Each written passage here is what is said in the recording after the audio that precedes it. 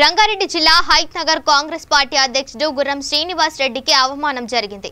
పేకాట ఆడుతున్నారన్న నెపంతో అధికార పార్టీ పోలీసులు పన్నిన వలలో చిక్కుకున్నారు. అపనిందతో ఆయనకు జరిగిన అవమానాన్ని హైత్ నగర్ కాంగ్రెస్ పార్టీ అధ్యక్షుడు గుర్రం శ్రీనివాస్ రెడ్డి బయటపెట్టాడు. పోలీసులు తన పట్ల ప్రవర్తించిన విధానాన్ని అతి త్వరలో సమాధానం చెప్పాల్సిన అవసరం ఉందని అన్నారు. పేకాటలో దొరికిన గుర్రం శ్రీనివాస్ రెడ్డి అని చెప్పేసి పెద్ద పెద్ద అక్షరాలతో చూశారు. ఇది కేవలం రాజకీయ కుట్ర. పోలీసులు ఉపయోగించి మాపై అక్రమ కేసు పెట్టడం జరిగింది. దీనికి మీడియా సోదరులకు, ప్రింట్ మీడియా సోదరులకు అందరికీ ఫంక్షన్ ఎక్కడైతే అరేంజ్ చేశారో ఫంక్షన్లో దాని సీసీ ఫుటేజ్లు అందజేయడం జరిగింది. నిన్న మా ఇన్ఛార్జ్ మల్రెడ్డి రామరెడ్డి గారి ద్వారా ఏసీపీ గారికి, డీసీపీ గారికి సీసీ ఫుటేజ్లు పంపించడం జరిగింది. ఇందులో సీసీ ఫుటేజ్లో క్లియర్గా తెలుస్తూ ఉంది మమ్మల్ని ఎక్కడ పట్టుకున్నారు, ఎక్కడ తీసుకుపోయారు.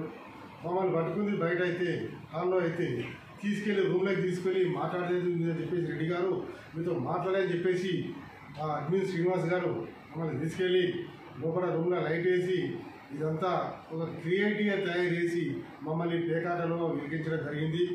దీనిపై న్యాయ పోరాటానికి మేము సిద్ధంగా ఉన్నాం. ఇక్కడ కూడా వెనుకం చేసి లేదు.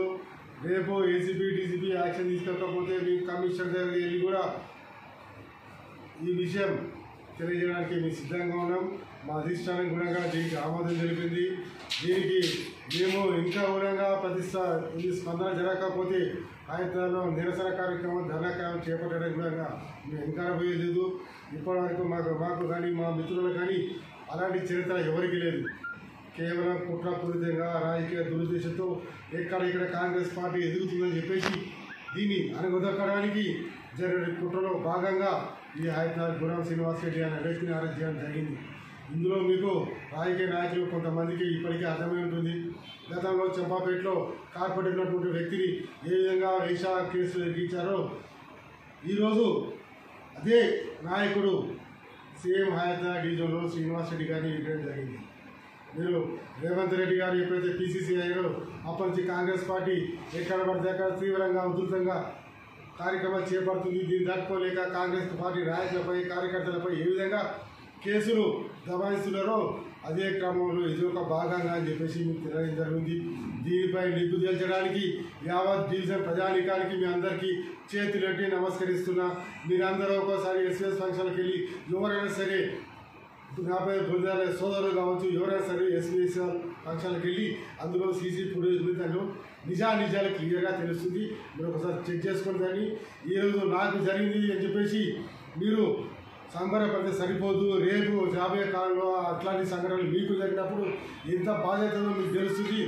కాబట్టి మేము పోలీస్ మిత్రులకు కూడా ఒకటే కోరుతా ఉన్నాం. పోలీస్ సోదరులారా, మీకు కాదు రెస్పెక్ట్ ఇచ్చేది, మీ ఒంటి మీద డ్రెస్కి మీరు రెస్పెక్ట్ ఇస్తాం. ఆ రెస్పెక్ట్ మీరు కాపాడుకోండి. మీరు ఇచ్చే జీతాలు ఏదో అధికార పార్టీ కాదు ఇచ్చేది, ప్రజానికం కట్టే ట్యాక్స్ ద్వారా మీకు వచ్చే జీతాలు వస్తున్నాయి. మీరు నీతి నిజాయితీగా మనం పేరుగొన్న పోలీస్ వ్యవస్థ ఆ చెడ్డ పేరు మీరు తెచ్చుకోకండి. అధికారం అనేది ఒక పార్టీ సొంతం కాదు. ఈరోజు ఈ పార్టీ ఉంటే రేపు ఇంకో పార్టీ వస్తుంది. మీరు మాత్రం శాశ్వతంగా ఉండేవాళ్ళు. మీరు శాంతి భద్రతలు కాపాడేవాళ్ళు.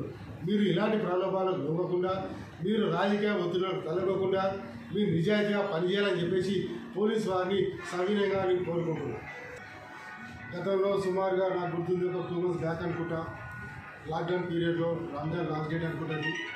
ఆ రోజు మూకుమ్మడిగా 2 జీపులతోటి సిఎస్ ఫంక్షన్ హాల్లో దాడి చేయడం జరిగింది. అప్పుడు ఎక్కడ డోర్లు అక్కడ ప్యాక్ చేసి ఒక భయంకరమైన వాతావరణం సృష్టిస్తూ పోలీసులు అందరూ లోపలికి చొరబడి ఆ రోజు మాకు పక్కా ఇన్ఫర్మేషన్ మీరు ఇక్కడ పేకాట ఆడుతున్నారని చెప్పేసి ఆ రోజు దాడి చేయడం జరిగింది. అందులో మాకు సంబంధం లేని విషయం మేము అల్లిం తింటున్నాము. కొంతమంది తాగే అలవాటు ఉంది, నాకైతే తాగే అలవాటు లేదు, మా మిత్రులకు కొంచెం తాగే అలవాటు ఉంది. వాళ్ళ కోసం మేము వచ్చినాము, అందరం కలిసి అల్లిం తింటున్నాము. తాగిన తర్వాత అని చెప్తాడు వినకుండా అందరిని బయటికి తీసుకొచ్చి ప్రతి ర్యాకు, ప్రతి డోరు, ప్రతి ఏమంటారు డ్రా, రూమ్ బాత్రూమ్స్ మొత్తం చెక్ చేసి ఎక్కడ దొరకకపోయేసరికి మిమ్మల్ని కోవిడ్ యాక్టివ్గా బుక్ చేస్తాను. ఒక మాట మిమ్మల్ని డ్రంక్ అండ్ డ్రైవ్ కేసులో బుక్ చేస్తామని ఒక మాట, ఈ విధంగా ఆ రోజు భయం చేసి ఆ రోజు రిక్వెస్ట్ చేసి సార్ మేము తాగినాము మాకు వేరే అలవాటు లేదని చెప్పేసి వాళ్ళందరూ వేడుకోవడం వల్ల ఆ రోజు వెళ్ళిపోయారు. మళ్ళీ సేమ్ ఆఫ్టర్ 2 months సేమ్ ర్యాలింగ్ చేసి సేమ్ అందరం బయట ఉండేసరికి వాళ్ళకి వచ్చిన ఇన్ఫర్మేషన్ తప్పని కూడా లేకుండా పైకి వచ్చిరని కూడా మొత్తం మీద కేసు బుక్ చేయాలని ఒక దుర్బుద్ధితోటి ఇవన్నీ క్రియేట్ చేసారు. మేము రూమ్లో లేకపోతే రూమ్లో తీసుకపోయి లైట్ వేసింది వాళ్ళే, అవన్నీ క్రియేట్ చేసింది వాళ్ళే. వాళ్ళ దగ్గర ఉన్నటువంటి పోలీస్ డిపార్ట్మెంట్ వీడియో తీసింది కాబట్టి ఆ వీడియో బహిర్గతం చేయమనండి, వాస్తవాలు బయటకు వస్తాయి. కూడా వాళ్ళకు వ్యక్తిగత కక్షలు అనేది ఉండవు. ఇది అధికారంగా చేయాల్సిన పరిస్థితి కాబట్టి దీన్ని రాజకీయ కోణంలో మేము ఆలోచిస్తాం. అంటే మీరు చేసినప్పుడు దాంట్లో ఏమైనా మీకు ఎవిడెన్స్ వాళ్ళు సంపాదించుకున్నారా పోలీస్ డిపార్ట్మెంట్? ఎవిడెన్స్ ఉంటేగా సంపాదించడానికి, ఎవిడెన్స్ అంటూ ఏమి లేదు కాబట్టి దాన్ని క్రియేట్ చేసుకున్నారు. వాళ్ళు రూమ్కో లైట్ వేసుకున్నారు, మాకన్నా ముందే రూమ్లో లైట్ వేసారు. దాని మీనింగ్ ఏంది? అక్కడ సెట్ చేసుకోవచ్చు. అక్కడ ఒక పత్రాలు పెట్టుకున్నారు,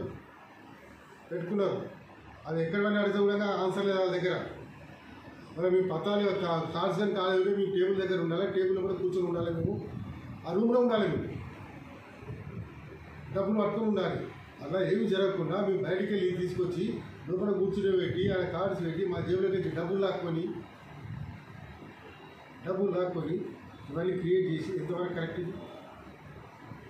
సర్వీస్ మీ ఏజ్లో మీరు పేకాట చూస్తుంటారు, పట్టుకున్నప్పుడు చూస్తుంటారు, ఎన్ని ఎవిడెన్స్ ఉంటాయి. ఇప్పుడు పోలీసులు ఏ రకంగా చేసారు అదే వాళ్ళు చిత్తశుద్ధి నీతి నిజాయితీ వాళ్ళు ఎవిడెన్స్ ఉంటే ప్రింట్ మీడియాకి ఇచ్చినప్పుడు ఎలక్ట్రానిక్ మీడియాకి ఎందుకు ఎవిడెన్స్ ఇవ్వలేకపోతున్నారు? ప్రొడ్యూస్ చేయమనండి. ఎలక్ట్రానిక్ మీడియాకు మేము ఆడుతున్నట్టుగా గుర్రం శ్రీనివాస్ రెడ్డి ముఖ్య పాత్ర అని చెప్పేసి రాయండి, అందులో చూపేయండి. ఎవరి చేతిలో కార్డ్స్ ఉన్నట్టే కానీ ఆడుతున్నట్టు కానీ అలాంటి ఎవిడెన్స్ ఉంటే మీడియాకి బయలుదేరం చేయమండి. పోలీసు పని మేము వేడుకుంటున్నాం, రిక్వెస్ట్ చేస్తున్నాం. మమ్మల్ని ప్రజాక్షేత్రంలో మమ్మల్ని ఈ రకంగా బురద జల్లకండి, మా మీద మా జీవితం నాశనం చేయకండి. అధికారం అనేది ఓరు సొంతం కాదు. ఈరోజు టీఆర్ వస్తుంది, కాంగ్రెస్ వస్తుంది. మీరు ప్రజాక్షేత్రంలో మీరు గవర్నమెంట్ ఎంప్లాయీస్, మీరు 60 years సర్వీస్, మీరు రోడ్డు తీయలేరు. గవర్నమెంట్ అంటే ప్రభుత్వం 5 ఏళ్ళు ఉంటే 5 ఏళ్ళు పోతుంది. దీనిపైన మీరు ఏసీపీ గారికి ఇంకా నేను చూడలేదు. ఏసీపీ గారికి మా ఎలిమినగర్ ఇన్ఛార్జ్ మల్లెడ్డి రామరెడ్డి గారు వెళ్ళారు, ఏసీపీ గారికి డీసీపీ గారికి వెళ్ళారు. ఇంకా నాకు బెయిల్ వచ్చింది, కోర్టు ద్వారా బెయిల్ తెచ్చుకోవడం జరిగింది కాబట్టి నేను ఇంకా పోలేదు. ఈరోజు ప్రెస్ మీట్ పెట్టి నా నిజాయితీ నిరూపించుకోవడానికి మీ ద్వారా ప్రజలకు విషయం చెప్పడానికి ఈరోజు నేను మీ ముందుకు రావడం జరిగింది.